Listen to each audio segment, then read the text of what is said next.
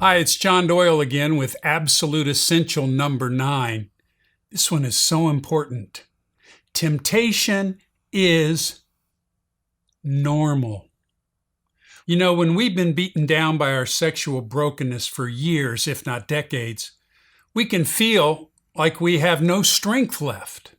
That this powerful addiction can so wear us down that it only takes a thought, an image, a person at the gym or grocery store, and lust ignites like a flamethrower, and whatever resolve we may have gathered turns to ashes, and we give in again, consuming more of our vomit.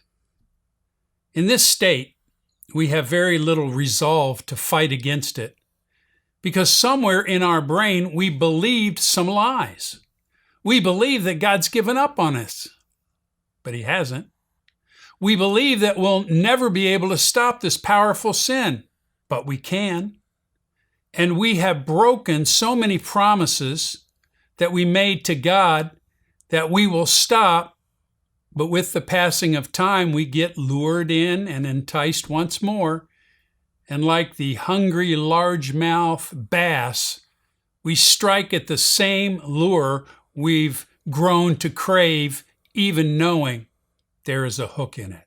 So here is a phrase that I have learned to say to fellow strugglers over and over again. Temptation is normal. It's going to happen.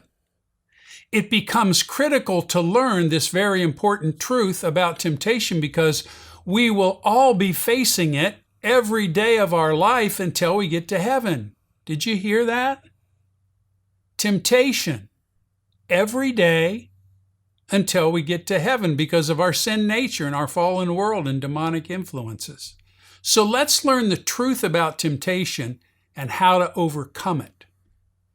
Number 1, it's not a sin to be tempted. What is your first reaction when you're tempted? If it is to be discouraged and believe that since you're already being tempted, you might as well go ahead and have another fall anyway, then you've lost the battle before it even started. Some will reason that since they are being tempted and believe they will eventually give in and have a fall, why not just go ahead and get it over with? We lie to ourselves, thinking maybe tomorrow will be a better day, but it won't. You have lost heart. You have lost hope that you will ever become a person finding freedom from this addiction. And so it doesn't take much to get you to bite the baited hook. Listen, my friends, temptation is not a sin. Jesus was tempted, and so is everybody else in the entire world for all time.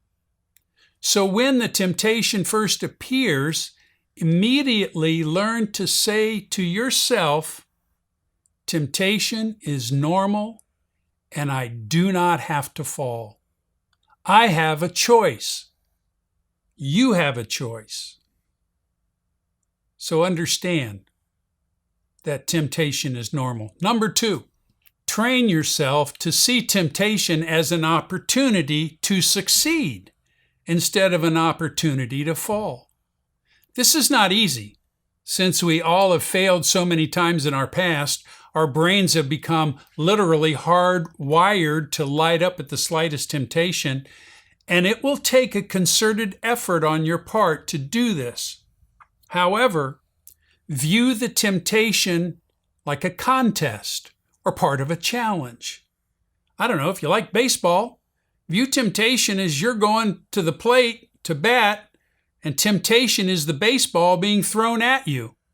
Now, you can stand there afraid of another strikeout, or you can be determined that you're going to knock it out of the ballpark and run the bases. Or if soccer or football is your game, then view temptation as taking a penalty shot, where your focus is not necessarily on shanking the ball, but watching the goalie and making the right decision and putting the ball in the back of the net. Or a wrestling match where you're the heavyweight state champion and somehow you're up against a 90-pound weakling. Slam him to the mat and walk away. If we're going to do this, which is critical, we must begin to see things as they really are. Here's the truth. We are not alone and defenseless. We literally have the Spirit of God dwelling inside of our bodies, and He promises this in 1 Corinthians 10:13. Quote, "No temptation has overtaken you except what is common to mankind, and God is faithful. He will not let you be tempted beyond what you can bear." Did you hear that? He won't let you be tempted beyond what you can bear. But when you are tempted, He will also provide a way out so that you can endure it. That was the very first verse that I memorized as a Christian, and I recommend you memorize it as well. God is faithful. He will not let you be tempted beyond what you can resist, and He will provide a way of escape, a way out, so that you can endure the temptation. Yes, temptation is not a sin, and it needs to become your opportunity to experience God helping you and showing you your escape route. Number 3, you're allowed to call in reinforcements. Remember the 180 motto, a lone sheep is a dead sheep. Facing temptation on your own is just plain dumb. You need to have at least 2 people to whom you are being accountable. You need to have them on speed dial, and they need to be prepared to expect a call from you at any time. I did this with my accountability partner. Gus and I walked together for 5 years. In fact, we would call each other when whether we're being tempted or not, we'd just call it a fire drill. I'd call him up and see if anything was on fire, if anything was there that was tempting him. And this is where being part of a community of others on whom you can rely will make a huge difference in your battle with temptation. When you are being tempted, learn to reach up to God and to reach out for help before you reach into your pants. To not have another fall is when you begin to defeat temptation instead of letting it defeat you again. The 4th thing I want to mention, flee youthful lusts. Paul's advice to a young pastor named Timothy at the church in Ephesus, he said, flee. This is why the one thing we need to do most is to take some kind of action and put space between yourself and whatever is tempting you. Someone who is fleeing is taking action and leaving the situation in which they find themselves. Shut down the PC, close the laptop, turn off the phone or tablet and put it away somewhere out of reach, and shut off your TV. What you need, what we all need, is community.